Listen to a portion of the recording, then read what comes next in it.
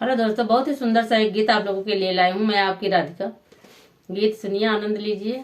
और चैनल पे जो नए हो प्लीज चैनल को सब्सक्राइब कर लें और कमेंट बॉक्स में बताइएगा गीत आप लोग को कैसा लगा। चुनरिया में लागल गोटा किनारी, चुनरिया में लागल गोटा किनारी।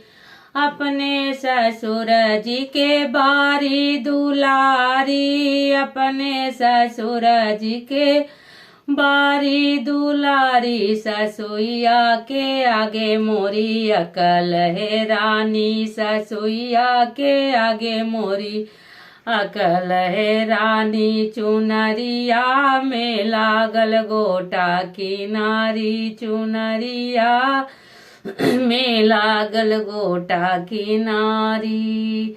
जेठा के अपने बारी दुलारी, जेठा के अपने बारी दुलारी। जेठनिया के आगे मोरी अकल है रानी, जेठनिया के आगे मोरी अकल है रानी। चुनरिया में लागल गोटा किनारी, चुनरिया में लागल गोटा किनारी।